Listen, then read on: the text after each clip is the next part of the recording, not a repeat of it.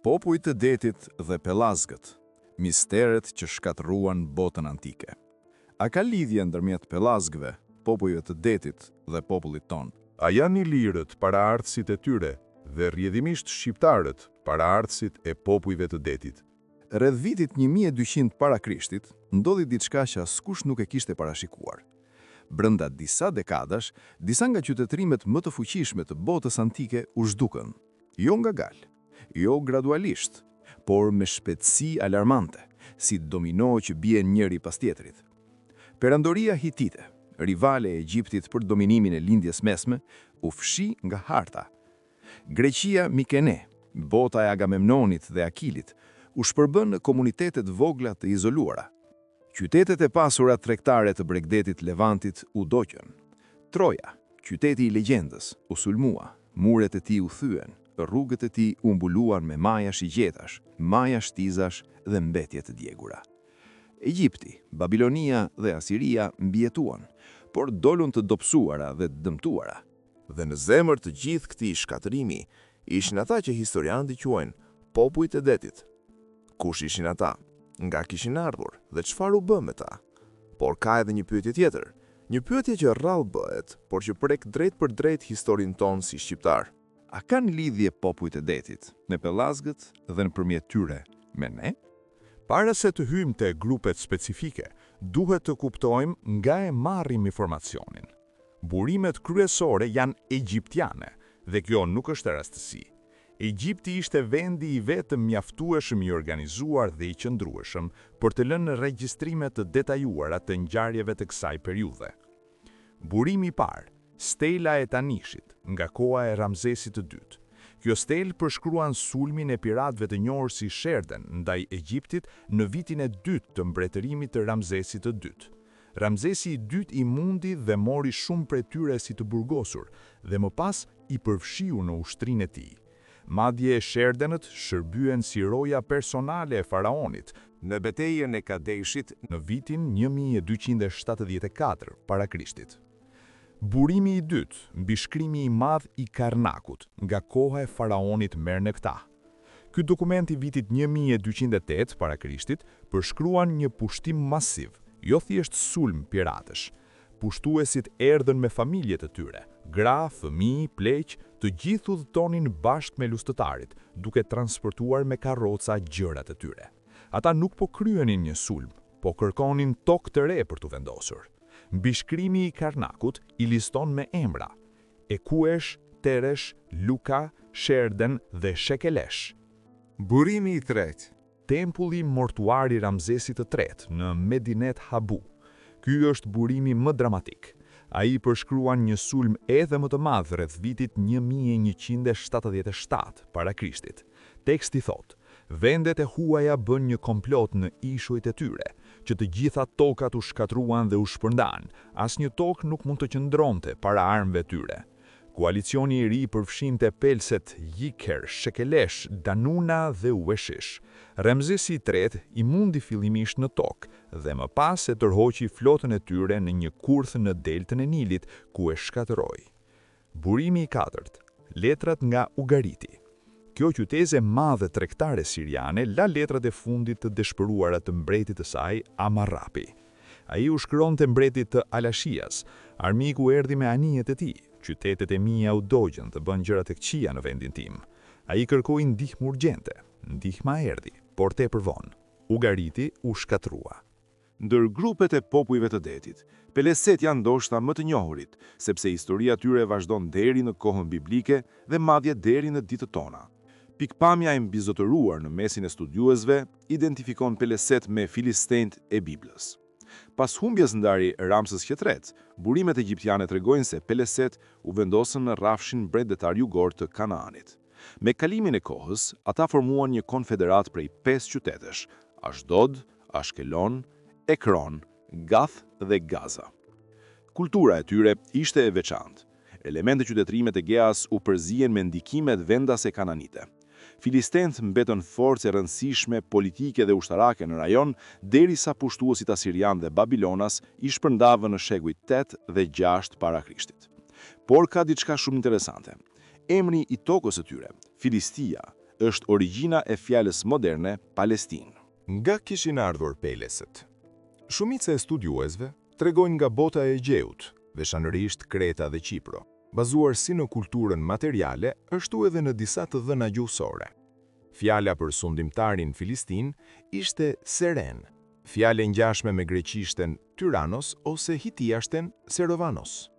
Disa ulëmtues vëren gjithashtu ngjashmërinë midis emrit Pelazgoi, emërtimi grek për banorët para grek të Ballkanit, dhe Peleset. Kjo hipotezë është intriguese por mbetet spekulative. Por kjo ngjashmëri emrash na çon direkt te pyetja e madhe. Para se të vazhdojmë me grupet e tjera, duhet të ndalemi te një emër që pothuajse gjithmonë lind kur diskutohen popujt e detit. Pelazgët. Pelazgët, ose Pelazgoi në greqishten e lashtë, ishin banorët para grek të Greqisë, ishujve të Egjeis dhe disa pjesëve të Anatolisë. Kur grekët e lashtë folën për ta, i përshkruan si njerëzit e parë, ata që ishin atje para çdo populli tjetër. Herodoti i përmend shumë herë. Tukididi gjithashtu, autokton, të lindur me vetë toka. Por kush ishin vërtet? Kjo është ndër pyetjet më të debatuara në arkeologji dhe lingvistikë antike. Ajo që dim me siguri, Pelazgët ekzistonin, kishin qytete, kishin kulturë, kishin fe, dhe u zëvendësuan ose u asimiluan nda valë e migrimi indo-europiane, përfshirë grekët, gjatë epokës së bronzit. Tani vjen lidhja me popujt e detit. Emri egjiptian për grupin kryesor të popujve të detit ishte Peleset. Emri grek për banorët para grek të Ballkanit ishte Pelazgoi. Ngjashmëria është e dukshme. PLST kundrejt PLSG. Disa studiues, si arkeologu gjerman Friedrich Matz dhe historiani italian Massimo Pallottino, kanë propozuar se kjo nuk është rastësi, se Peleset dhe Pelazgët mund të kenë qenë i njëjti popull ose popull të lidhur ngushtë, grupe egjeaze dhe ballkanike që u lëvizën gjatë shkatrimit të epokës së bronzit. Por duhet ta themi qartë, kjo mbetet hipotezë. Burimet antike vet janë konfuze. Emri Pelazg u përdor nga autorë të ndryshëm grek në mënyra të ndryshme, ndonjëherë për të përshkruar popull shumë të ndryshëm. Disa e përdorën thjesht si sinonim për të lashtë ose parahistorik. Por hipoteza nuk është pa bazë. Arkeologjia tregon se gjatë viteve 1200-1100 para Krishtit, Greqia Mikene u shpërbë. Qendrat e mëdha u braktisën, popullsia u ul drastikisht, dhe shumë njerëz u lëvizën, nga Greqia Mikene drejt detit Mesdhe, nga Egjeu drejt Levantit. Nëse disa nga këta refugjat të kolapsit të epokës së bronzit ishin pasardhës të Pelazgëve, ose ishin vetë Pelazg, atëherë popujt e detit mund të kenë qenë, të paktën pjesërisht, banorë të Ballkanit, trevave shqiptare dhe Greqisë para greke të shpërndar nga kaosi i madh. Grupi i njohur si Luka ka identifikimin ndoshta më të qartë ndër të gjithë popujt e detit. Gjatë epokës së bronzit, emri Luka referohej ndaj një rajoni në jug-perëndim të Anatolisë. Studiuesit bien dakord gjerësisht se toponimet e mëvonshme, Licia dhe Licaonia rrjedhin nga ky emër. Referencat e hershme për lukanët datojnë nga shekujt 19-18 para Krishtit. Pastaj zhduken nga shkrimet për pothuese 4 shekuj dhe rishfaqen në letrat e Amarnas të mestekelit të shekullit 14 para Krishtit, ku faraoni egjiptaz akuzon mbretin e Alashjes se strehonte lukanët, të cilit po sulmonin tokat egjiptiane. Tekstet hitite i listonin lukanët si popull nën dominimin e tyre, por ky dominim ishte i brisht. Lukanët nuk ishin të bashkuar në një monarki të vetme. Burimet hitite i përshkruajnë herë si klient tributar, herë si armiq. Paradoksalisht, një kontingent nga Luka luftoi bashkë me ushtrinë hitite në betejën e Kadeshit, por rreth një shekull në vonë kthyen armët kundër ish aleatëve të tyre. Mbreti i fundit hitit, Subiluluuma i dyti, luftoi kundër tyre dhe raportoi fitore, por dukshëm nuk arriti t'i nënshtrojë ata. Gjatë kolapsit të epokës së bronzit, lukanët luajtën rol kyç në shkatrimin e qyteteve qipriote dhe në rënjën e Ugaritit. Pas kolapsit, Licia erdhi në ndikim të fortë gjysor dhe kulturor grek për shkak të afërsisë me koloni jonike dhe ishullin e Rotës. Helenizimi plot i licianëve nuk u realizua deri pas pushtimeve të Aleksandrit Madh në shekullin 4 para Krishtit. Ekuesh, grupi që shumica e studiuesve identifikon me akeot greke, paraqesin një problem interesant. Ngjashmëria fonetike midis ekuesh dhe akeoj është e qartë, dhe tekstet hitite të vonshme përmendin shpesh sulme piratësh nga Ahiaua. Madje, në Odisen e Homerit është ruajtur një përshkrim i një sulmi të dështuar kundër Egjiptit, ndoshta kujdes popullore e këtyre ekspeditave të epokës së bronzit. Por ka një problem. Mbi shkrimi i madh i Karnakut thot qartë se ekueshit ishin të rrethprerë, dhe ne e dim se akeot greke nuk e praktikonin rrethprerjen. Një shpjegim i mundshëm. Ndoshta këta ishin grek të vendosur në Kanan, që nëpërmjet martesave të përzijena me popullsinë vendase kishin adoptuar zakone lokale. Danuna. Teoria kryesore i identifikon ata me Danaet e Homerit, emër që Homeri e përdorte ndërveprueshëm me akeot.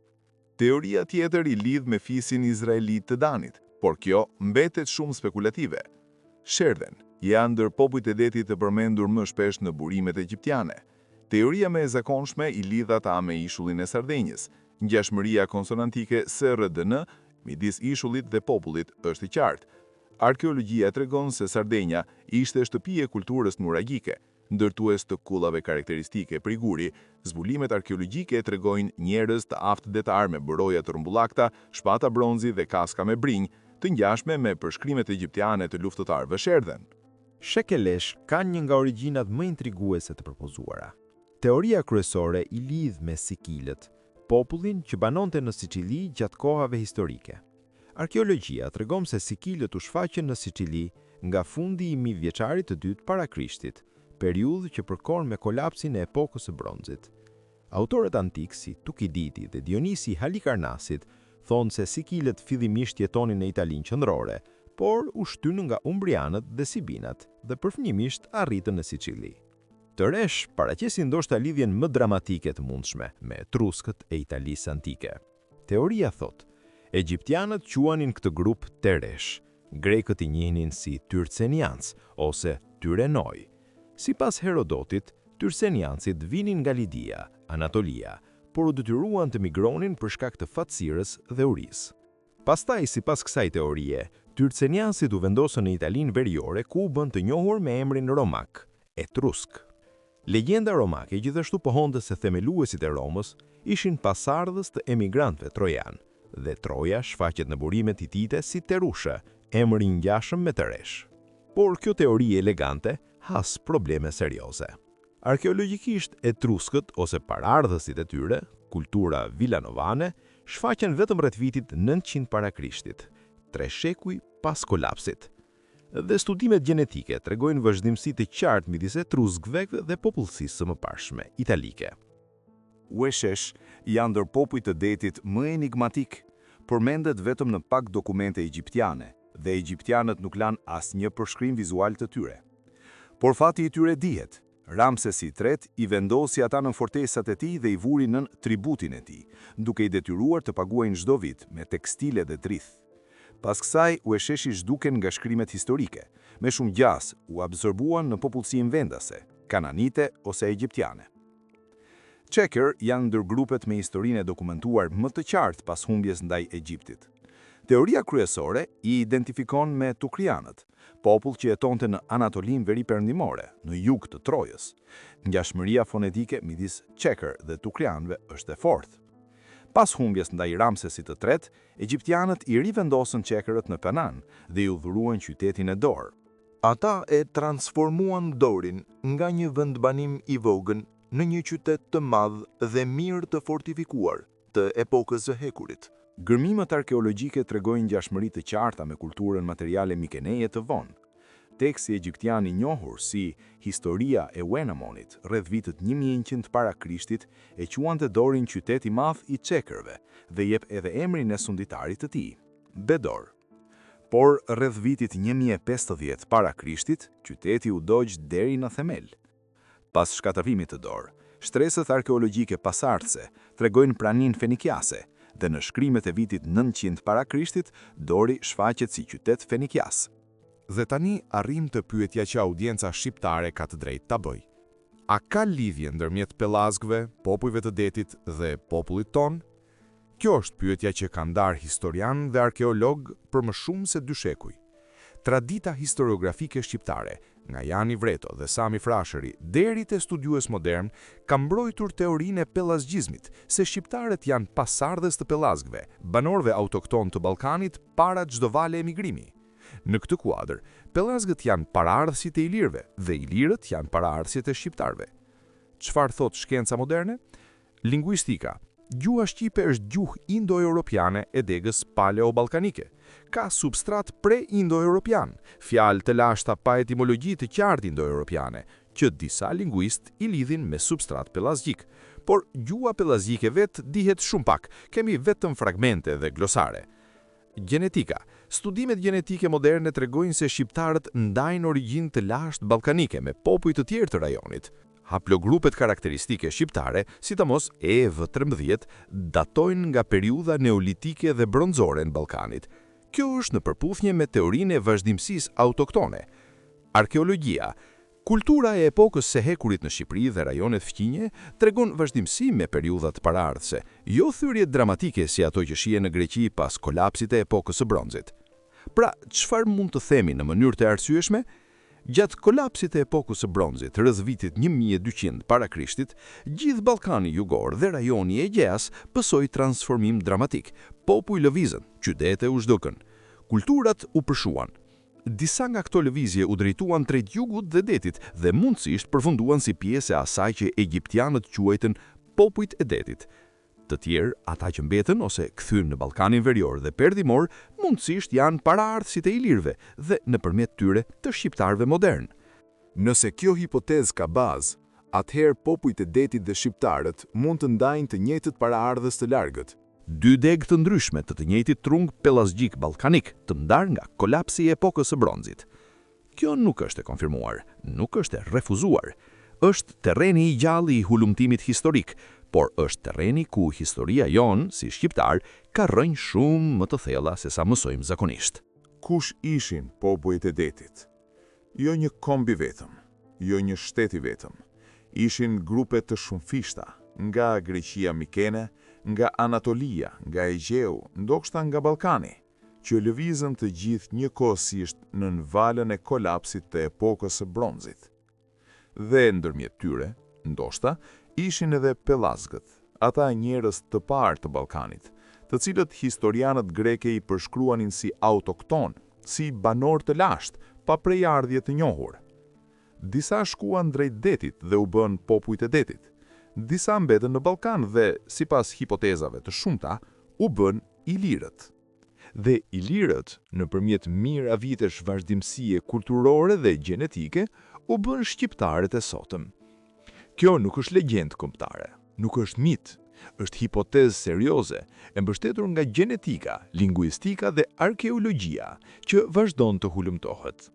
Dhe ndoshta kjo është arsyeja pse historia e popujve të detit nuk është vetëm histori e largët, është ndoshta historia e paraardhësve tanë, ata njerëz që para 3200 vitesh lundronin mes dheun, luftonin faraonët dhe u shpërndanën në përbot kur qytetërimi i tyre u shemb. Nga rënojat e perandurive të vjetra, dolën detarën fenikas, pushtuesit asirian, qytetet shtetet greke dhe qytetet etruske. Dhe ndoshta, vetëm ndoshta, edhe paraardhësit tanë. Faleminderit që ishit me ne në këtë udhëtim historik. Për më shumë kontent intelektual, mos harroni të bëni subscribe. Shihemi në episodin e radhës.